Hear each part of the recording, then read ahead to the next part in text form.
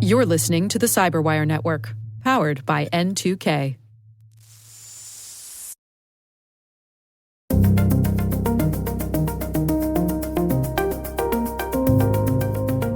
Hello, everyone, and welcome to N2K Cyberwire's Hacking Humans podcast, where each week we look behind the social engineering scams, phishing schemes, and criminal exploits that are making headlines and taking a heavy toll on organizations around the world.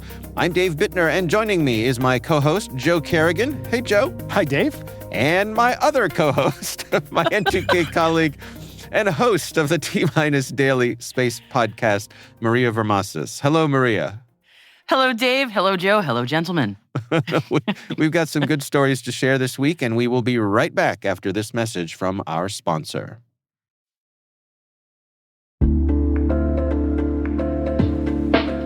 And now, a few thoughts from our sponsors at ThreatLocker. The tactics used by cybercriminals are becoming more and more advanced every day. The shift from a default allow approach to a default deny is more critical than ever. This is where ThreatLocker comes in. Stay tuned for how ThreatLocker allow listing and ring fencing has your back.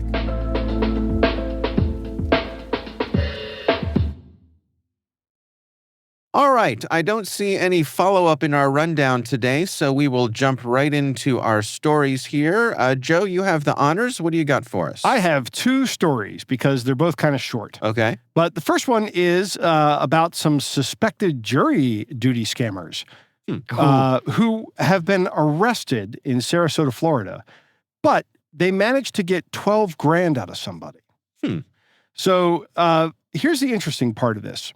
There are two of them. One is named Anthony Sanders, and the other one is Marlita Andrews, and they work together to victimize this woman out of $12,000.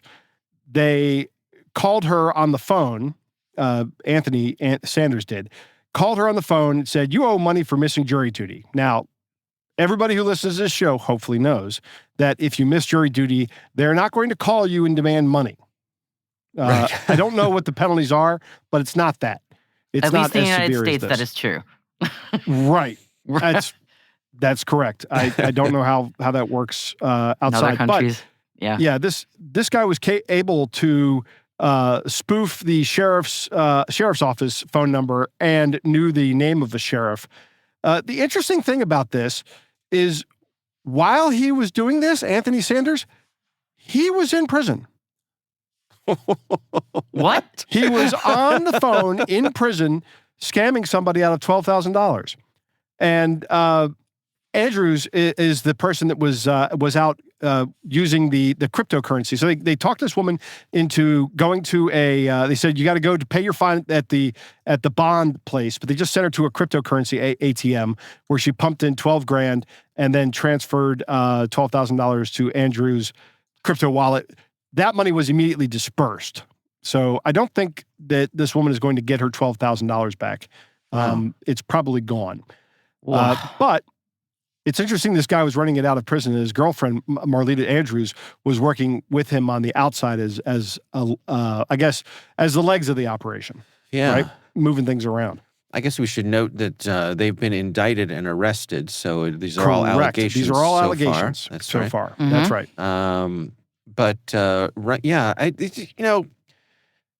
The things people sneak into prison, right? Yeah. I think And people would, years ago, people would talk about the war on drugs, and one of my responses was, how are we going to keep drugs out of people's hands when we can't keep drugs out of prisons? Right. Right? Like, I guess where there's a will, there's a way. When there's a market. Yeah. I heard somebody, I've been doing amateur radio lately, and I heard someone tell a story recently that they heard a couple of young women whispering to each other on a radio frequency recently, and he was wondering, like, what's why are they whispering? They're having conversation, whispering, and through the use of directional antennas, he figured out that they were both in the local women's prison. And they were whispering to each other because they weren't supposed to have the radios. It was nighttime. Right.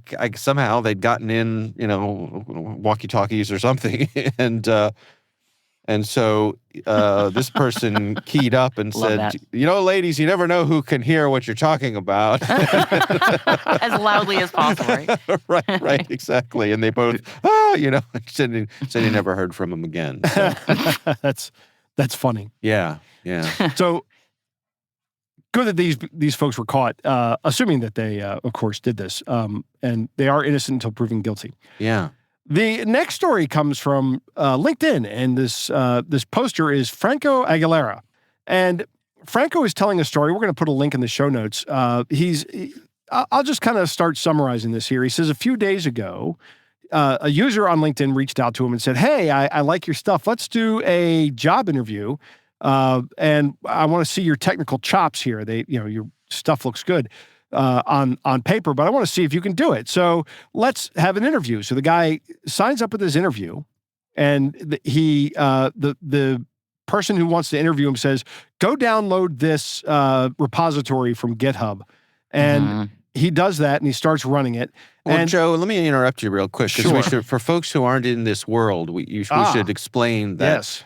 this is a pretty routine thing. Can you explain what code challenges are for somebody seeking this kind of employment? All right. So if you're a software engineer or software developer, you may get tasked as part of your job interview process with developing some kind of software that answers a question. Usually it's an academic or a pedantic question, or maybe it's a business question. And you may also be tasked with updating some code base somewhere, or you may have to implement something that already exists, in like using a library.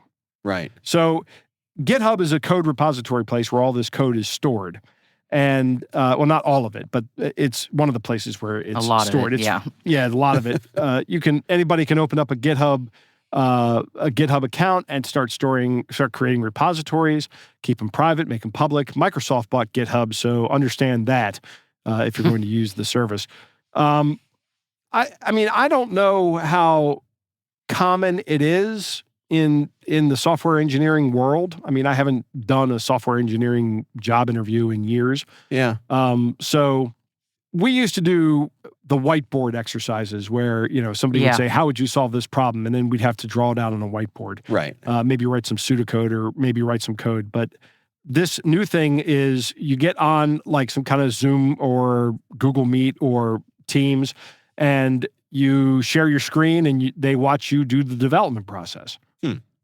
But what happened with this guy is they said, "I need you to go out and download this client server package and fire up the server, and then we're going to try to interact with it." Well, in this server package, there was a line that prevented the server from running, and he checked that line. And he found this obfuscated file. He's got pictures of all these things in here too. So, I mean, hearing me talk about it is kind of good, but seeing the pictures might make it more clear. And then he found that this script was going out and collecting information and sending it to an IP on the internet somewhere. So in the This back is not end, normal, right? No. Like we should never expect No. this to be happening. Okay. That is correct. So on the back end, this thing was going around, and what he thinks it was doing was looking for crypto keys, crypto wallet keys, and it was specifically looking for those kind of things on his computer. And he said this is on him for not doing a code review beforehand, or for just firing up a VM and doing the code exercise in a VM where there would be nothing of any value to lose, essentially. Right. VM is virtual machine. Virtual machine, correct. Yeah. So you can set up a virtual machine that looks and acts like a real machine. Use that as your machine. If you have VMware has a low cost version that you can buy that you can use yourself. There's also VirtualBox where you can just spin them up. VirtualBox is free, but it is an Oracle product. And then there's other Linux implementations that you can use. So if you recall about a year ago, maybe 2 years ago, it had to be like a year and a half ago or something like that. I was talking about a friend of mine who is a software engineer, and he got tricked into running what he thought was a game because somebody had taken over one of his friend's Discord accounts. Yeah, I remember that. And sent him essentially a piece of malware that just went through and stole all the information, then tried to blackmail him. Now, he didn't send any money. He just changed all his passwords while he delayed the guy. But it was very scary to have that happen. And I'm sure this was very scary for Franco as well, Franco Aguilera. Right. So yeah, when you're doing a code interview, if you're a software engineer, if they're going to ask you to download and run something, maybe do that in a VM, I think. Right. Not a bad idea. I don't think that's something you just do. I don't think you just trust these people. No, and I think that's a big part of, or a big point of what's going on here is that when you're somebody who's looking for a job, right, the balance of power is uneven. Yes, it is. And you want to please these people, so chances are you're going to do what they ask without putting up any kind of stink because you don't want to be seen as being difficult. And that gives them the advantage of saying, well, we just want you to install this on your computer. And Yep. 100%. There is definitely a power dynamic in play here. I mean, it may not work on guys our age, Dave. You know, somebody says, "Hey, I'm going to do a job interview. I want you to run this program." I'm like, there is no way I'm installing that on my computer. Yeah, I was just thinking about that power dynamic. The more of a graybeard you are, I doubt they're going to have you running anything. But if you're more entry level, then you really don't have much of a pushback on that. Exactly. I'm married to a software developer, so I'm just thinking about what he's been through with his career. Yeah. So I could totally see someone more junior having to do this. What was that? How gray is his beard? It's quite gray. I actually noticed the other day. He's actually been fully inducted into the graybeard. I'm quite proud. So has he adopted the angry curmudgeon-y old man attitude yet? Oh yeah, I married him with that. Okay. Oh, okay. He's had it from the get-go. Gotcha. Not a bug, but a feature. Right. Yeah, it's true. It's great. All right. Well, we will have a link to both of these stories in the show notes. I'm going to go next here. My story comes from the folks at Krebs on Security. This is Brian Krebs, well-known, I guess you'd call him an investigative reporter when it comes to cybersecurity things. Yep. And he has a post here, it's first of the new year. It's titled, "A Day in the Life of a Prolific Voice Phishing Crew." And this is a very interesting kind of long read, a bit of a deep dive into an organization who does exactly what he describes here, voice phishing. I want to stop right there and say, thank you, Brian, for not using the term vishing. My goodness, I was just thinking that. Voice phishing is such a better descriptor of what it is. It tells you everything you need to know. It's good jargon. Same wavelength, Joe. Jargon. I was just thinking that. You don't like vishing? You don't like smishing? I don't like either of those terms. I'm with you 100%, man. It's like, oh God. Yep. Yeah. I agree. Sorry. So imagine this. You're as you know, I like to say, you're sitting home, you're minding your own business. And you get a call or an email from either Apple or Google. And they're sending you notifications on your phone, maybe on your computer. And as far as you can tell, everything looks legit. And that is the mechanism by which these scammers are going after people and stealing money and data and that sort of thing. And part of the scam is that they're using real services from Apple and Google to trick you into thinking everything is okay. Right. And this article has a couple examples of folks who got hit here. There's a gentleman named Tony, who's a cryptocurrency investor. He lost $4.7 million in a phishing attack. Wow. Can I just say it must be nice to have $4.7 million to lose? Well, I mean, it depends how much of his personal assets was that. Right. Was it all on paper or was it real? Yeah. I mean, yeah. Obviously, I'm being flippant here. Yes. I mean, if he's worth $400 million, okay, yeah, that's. Yeah. Well, actually, we'll get to that with our second victim. Okay. So he got what looked like a recovery prompt from Google, which is where they say somebody's trying to break into your account, or you're trying to recover your account. Right. You've forgotten your password. And then he got a fake email from Google.com, and the bad guys used that to take him to a fake website that looked like a Google login, and then they stole his login details. They drained his crypto accounts, and this was all by pretending to be Google. Victim number 2 is a gentleman perhaps you've heard of named Mark Cuban. Okay. Famous that guy. billionaire Mark Cuban. He was only hit for $43,000 for a scam, which is, the money in his couch cushions probably. Yeah. He didn't even notice. Right. Jeez. Right. But evidently, he was on the set of Shark Tank, and he got a phone call from somebody pretending to be Google. And he happens to everybody. Right. But think about that, right? He's on the set of a television show, so he's distracted. He doesn't want to be the guy interrupting the show, probably. Right. And somebody's asking him for something, and he gave them the one-time code that the scammer sent him on his phone, right? So when you try to do an account recovery, Apple or Google or, lots of these places, they'll send you a one-time code, and they'll say, we're sending you this code. Please put in this code. This is how we know it's you. Well, if you share that one-time code, that's kind of the ball game. Right. And that's what Mark Cuban ended up doing.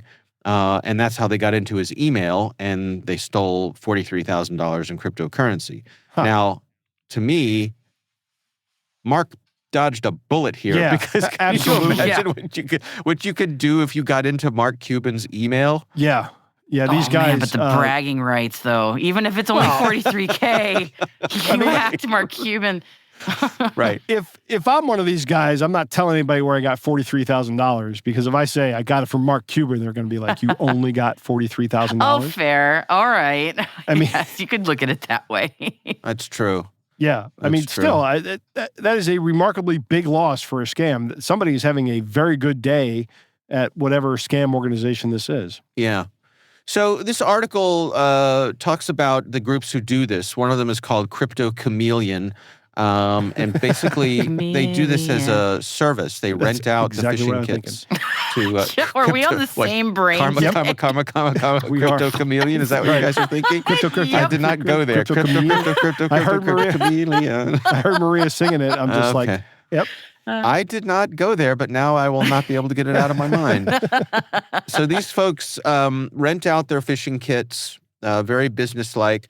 And what's interesting, there are different folks who take on different responsibilities. So they have the callers, who are the ones who talk to the victims. There are the operators, who manage the tools. And then there's the drainers, who are the ones who steal the money. I wonder, what the pecking order is. Do you ultimately what's the most important, hardest job to get? What do you graduate to if you make your way through this chain? Or are some people just naturally attracted to different things? I don't know. Maybe it's like an Ocean's 11 kind of thing, where you have all the different crew members, right? Exactly. The article does go through the various steps that they take when doing this. The first, they identify the target. That's pretty straightforward. But they use some tools that they call auto doxers, which are tools that can basically go through big data breaches and identify people who are interesting, likely to have assets, those sorts of things, high-value targets. And then they have the initial contact, which is either a phishing email, a phone call, or some kind of notification. And this is where, in this story, they're impersonating Google or Apple support. And then they go through the building trust process. They call the victim, and they pretend to be a support agent. They'll say, hi, this is Mike from Apple, or I'm from Google Account Recovery. And they reference the notifications that the victim has already received, which reinforces that illusion of legitimacy. Right. And then they guide the victim through steps to resolve the issue. They'll, in this particular case, the scammers were spoofing Apple's actual support line. Yeah. So the call you got coming into your phone, if you looked it up or with a caller ID, it would say it's from Apple. And if you looked it up to verify, it would say, yeah, that's Apple. That's it. Right. So obviously, there's social engineering. All these things we've talked about, they convince you to log in to a fake login page usually. They'll tell you that we need you to log in order to secure your account. right? So you're doing the safe thing. And then you enter your username, your password, and maybe your two-factor authentication. And that's basically it. And then they've got access to your accounts. They log in as you. They very often will search for things like cryptocurrency accounts. And if you have that, they'll drain your wallet. Some of them will look to have persistence on your device. So even after they've gotten the initial stuff that they've grabbed, they'll install software that allows them to stay in there and be able to poke around at their own convenience. So that's something you have to worry about. And then once they're done with you, they're off and on their way. So interesting story. It digs into a lot of the depth of how these groups operate, the various positions that people have, and some good ways to try to protect yourself against it. So we will have a link to that in the show notes. Anything in particular that grabs your attention? Maria, let me start with you. I mean, it's just always amazing to me how sophisticated these operations are. It's fascinating. I'm always fascinated to hear about it, even though I'm also scared that I'm going to be next. I mean, it's one. I think I have these conversations with my mom a lot. She maybe listens to the show, which would be nice. Maybe she should. She's always like, "Oh, you're so on top of this stuff. You know about these things." And I tell her I get more scared the more I learn about these things. Right. Because I mean, very, very smart people in just a moment of being rushed or weakness or whatever you want to call it, they fall victim to these things. And it's like today them, tomorrow me. It's so I don't know. I'm trying not to lose hope here about what it means for all of us, but it is really remarkable how my old mental model of this being just some lone troublemaker or something is so outdated. And it's just incredible to hear. Yeah, Ocean's 11 really is that. Now I'm thinking that too, Joe. Thanks again. That's in my head now. Right. It's big business. It is. Goodness. Yeah. Apple and Google both warn and reiterate that they will never ask you for your password or call you unsolicited.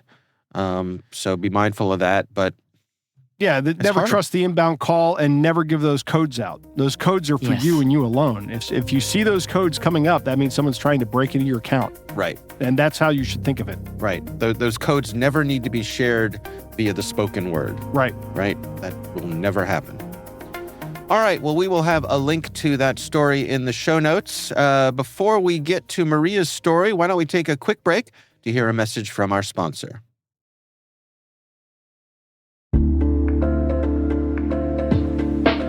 So let's return to our sponsor, ThreatLocker. ThreatLocker is a zero-trust endpoint protection platform that strengthens your infrastructure from the ground up. Where traditional cybersecurity tools require you to create a list of things you don't want to run, ThreatLocker enables you to easily curate an allow list of everything you need in your environment and network, and block everything else by default. With ThreatLocker allow listing and ring fencing, you gain a more secure approach to blocking exploits of known and unknown vulnerabilities. ThreatLocker provides zero-trust control at the kernel level that enables you to allow everything you need and block everything else, including ransomware.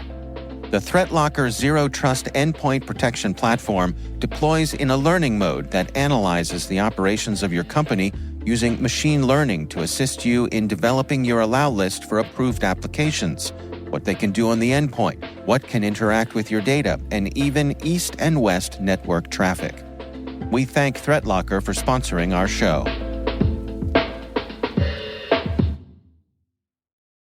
And we are back. Maria, what do you have for us this week? Well, first I'm going to start with a question. Gentlemen, do either of you have your phone notifications on for apps that are not, phone and messages? Yes. Yeah, I have a couple of them that have that. I have it dialed in. Right, Yeah. me too. Yeah. So you don't have it blanket off, but you don't have everything pinging you all the time? No. Correct. If I had everything on, I would have already thrown my phone through a plate glass window. 100% guaranteed. But you do have a few apps that ping you that are not just messages and phone. Okay. Yes, Correct. like Yes. Southwest on my phone. Okay, so when you're flying. For some reason. Yeah, and that's the problem with that is when I'm flying, that's when I want the alerts. But right now I'm getting the alerts because they're having some kind of fare sale. I'm not going anywhere. I don't need to know that. So I might just disable Just the turn 'em off. alerts for that. Yeah. Yeah, I have all of my alerts off unless it's phone or messages, and then I'm very careful about enabling them if I'm traveling. But that's it. I'm really cold turkey otherwise. But I think we are the exception for this kind of thing, given that Apple, with one of its latest iOS updates, rolled out AI-generated summaries of notifications. This is clearly a need that a lot of people have, with the flood of notifications you get from messages and apps of all sorts of things. So what Apple is thinking AI can be helpful with is that instead of you all or us all having to read the pile of notifications coming in as they come in, why not just have AI summarize it for you and tell you the gist of what's going on? Right. So, Right. yeah, which sounds like a nice, useful thing. And it's also baked in is the idea that if there's something that's really high priority in the giant pile of notifications, you've got Facebook pinging you and Southwest pinging you and email and all that stuff, it'll tell you this one specific thing in the pile of it is actually something you need to address right now. So all of that sounds like technology maybe making life better, but I think you can probably anticipate where this is going. I think I can. You probably can. You may also remember back in December, this feature is not brand new. It's been out for a month or two now, I think, if not a little longer. There were some headlines about the BBC complaining to Apple that Apple's AI-generated summaries of news headlines were wildly inaccurate in some darkly hilarious ways. One example was saying that the United Healthcare CEO shooter Luigi Mangione had shot himself. Not true. He has not done that. And also, New York Times had a similar gripe where a summary pushed to users said that Israeli Prime Minister Benjamin Netanyahu had been arrested. Also, that didn't happen. So even though these are in-phone generated summaries, presumably it's the same AI doing all this generation of these massively distributed headlines. So a lot of people are getting these inaccurate summaries. So there were also some fun versions of these summaries going out. I remember reading, I want to say maybe on Blue Sky, maybe on Twitter. I don't know. I have since disabled my Twitter account. There were some really funny stories about people finding out that they had been broken up with through AI generated summaries, which are pretty great. Like, I remember that. Girlfriend expresses displeasure with you and breaks up with you. I mean, that's just right. Has moved all of her stuff out of your house. Congratulations, you're finding out. This is how you're learning about this. Would you like to look for a new roommate? AI can help you with that. It's so great. So that's more, that's about the feature and its warts and all that kind of stuff. But here's the security angle that I think is of interest for us. Blue Sky posters, that's where I'm at now, by the way, also, they are noticing that these AI-generated summaries are so helpfully flagging priority items that are not necessarily priority. They're taking all of those notifications at face value, AI is. So those final notice invoice scam emails, Apple AI goes, hey, I'm being helpful here. Oh gosh, this message is marked urgent. You'd better act right away. It's a security issue. Oh my gosh. And then, that USPS parcel. Oh no. You'd better confirm your details at this specific link to get it released. So Right. it's really lovely that AI is now sanitizing all of those cues that we have learned to look for that would normally tell us to slow down and go, and this is probably a scam. And now AI is just surfacing it to you without any of those cues at all, saying, just take action right now. This is priority. Isn't that lovely? And it's coming from this trusted source. Yeah, it's coming directly from your operating system. You're not even having to go to messages anymore. It's just right there, right in front of you. This is priority. So, yay. Apparently you can, if you have Apple Intelligence on your iDevice, you can actually disable it for now. I don't know how long they'll let people do that, but if you can do it, if you have it, I would personally recommend that you disable it right now because it sounds like this feature is really not well baked. So I think it needs some more time before it is something that people can responsibly trust. I don't have it, so I have not been able to kick the tires, but frankly, if I did, I would not be using it.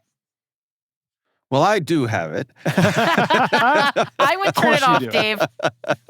Because I am running the beta of iOS. There you go. So I am on the sharp bleeding edge of it all. Are you finding it useful in the overall, or is it too buggy? I find it useful overall in that it allows me at a glance to get, like you said at the outset, to have the gist of what's going on. So what it attempts to do, like for messages, for example, is take all of a message, no matter how long it is, and condense it down to the sentence that just describes it, so that, again, you glance down at your phone, that's what you see is this AI summary, and then you decide if you hit tap on the summary, it takes you to the actual message. So it's not like the AI version becomes the message. Right. The summaries are just there to try to save you some time and combine multiple things. I have yet to see one that is off the mark or ridiculous or deceptive, but I'm sure it's only a matter of time. One of the things I've seen in the criticisms of these is that people are suggesting to Apple that they do a better job of flagging these things as being AI generated. So, like, put an Apple logo next to it or something like that, so that it's crystal clear that you're not reading the original message. Actual thing. Yeah. Yeah. I wonder if that would happen in this case. I'm sorry, if that would help in this case. If you said, "Oh, hey, this is a USPS delivery notification, but this is just an AI generated notification of that notification." Right. Yeah. Maybe it would help. I don't know. I still stand by. I would not use it personally for if I was recommending this to my mom, I would say turn it off. Personally, it sounds like a headache. But Dave, I know I trust you that you could discern. But some folks might go, I don't want the headache, so I would probably disable it. Yeah, I guess I'm at the point with it where I'm still curious about it. I'm still trying it out. It has not yet betrayed me in any way, so I'm tiptoeing around it, and right. But I'm bracing myself for that. I mean, like I said, it's only a matter of time. So we'll see. I could absolutely live without it. It's not like there's some empty hole in my life that's been filled by having my text messages concisely summarized. Yeah, I mean, if there was, Dave, I'd be really imagine me, leaning against a window where it's raining outside, wishing to myself, if only I had summarized text of messages. If only this 60 characters was shorter. Right. Yeah, I don't have time to read these text messages. We all have very long texts. I'm sure my wife would love to have something that summarized my text messages to her. Right. They can be long. Are you an essayist on text messages? Or I am. Yeah. Oh. Yeah. Now, Joe, when you send a text message, do you use voice to text? Absolutely. I see. Oh, you're one of those people. Okay. Yeah. All right. Now a lot of things make sense. Okay. Yeah, all right. Yep. Well, I mean, maybe you could use, you know what you need to do, Joe? Let me help you out here, my friend. Okay. So maybe I'd love to hear it. You could do this manually. So what you need to do is, because I know you enjoy using some of the LLMs from time to time. I have a GPT subscription, right? Yeah. So let me suggest you dictate your message into ChatGPT.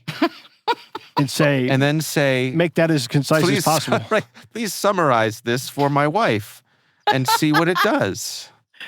Saving marriages one day at a time. Love this. Right. Right. Well, but I mean, think about it. You could have a preset that said, I want this to be as affectionate and warm and kind as possible. Although, I mean, they'll probably blow your cover, right? Because if all of a sudden your text messages started saying, hello to my lovely, beautiful wife from your adoring husband. I hope this text message finds you well. You're right. Exactly. You must do the needful. Oh, love of my life. My sweet baboo. My sweet baboo. Oh, my goodness. All right. Well, we will have a link to Maria's story here in our show notes. And again, we would love to hear from you. If there's something you'd like us to consider for the show, you can email us. It's hackinghumans@n2k.com. All right. It is time to move on to our catch of the day.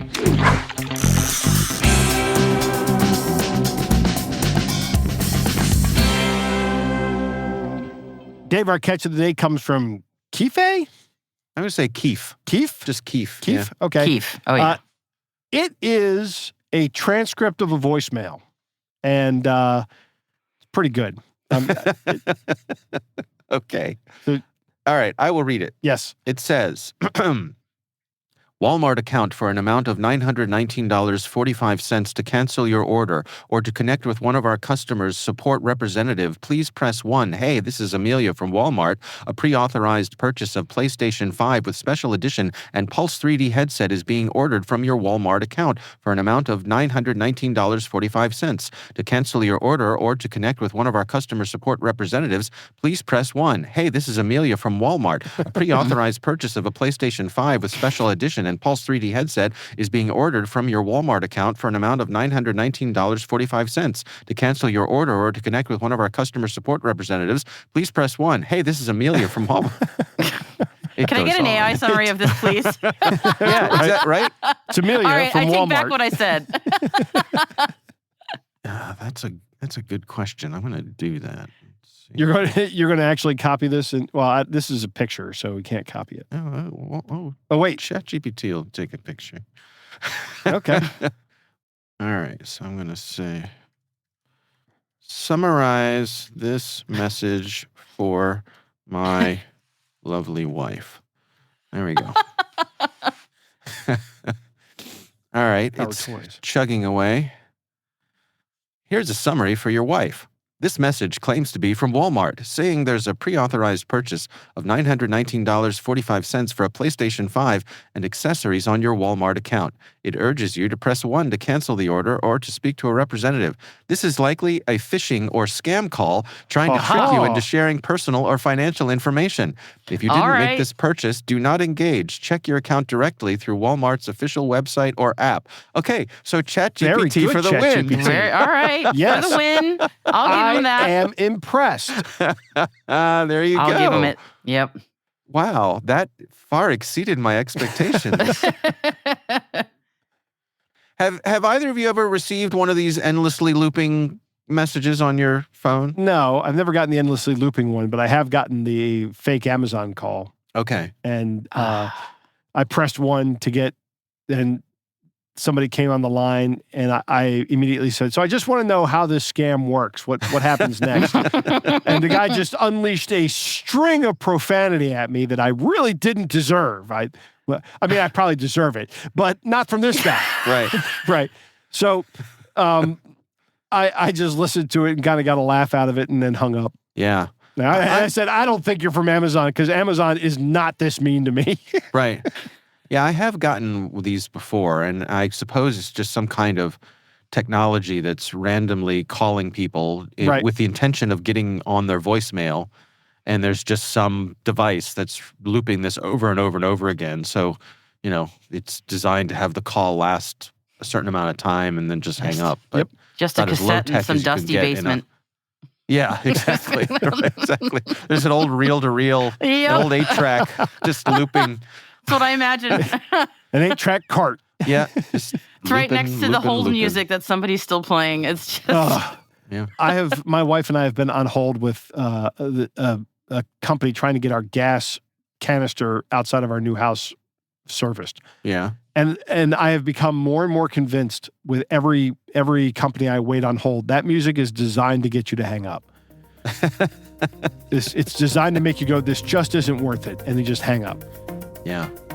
Yeah. I think there's something to that. I mean, that's a conspiracy theory I can get behind. Yeah. All right. Well, that is our catch of the day. Our thanks to Keith for sending that in. And if you have something you'd like us to consider, you can email us at hackinghumans@n2k.com.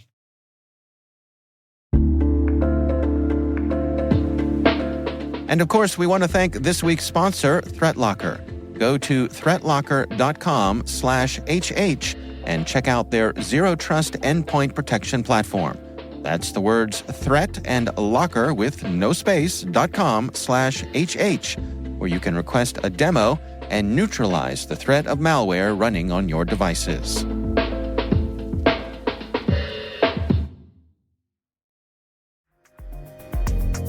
That is our show, brought to you by N2K Cyberwire. We'd love to know what you think of this podcast. Your feedback ensures we deliver the insights that keep you a step ahead in the rapidly changing world of cybersecurity. If you like our show, please share a rating and review in your favorite podcast app. Please also fill out the survey in the show notes or send an email to hackinghumans@n2k.com. This episode is produced by Liz Stokes. Our executive producer is Jennifer Iben. We're mixed by Elliot Peltzman and Trey Hester. Our executive editor is Brandon Karp. Peter Kilpie is our publisher. I'm Dave Bittner. I'm Joe Kerrigan. And I'm Maria Varmazis. Thanks for listening.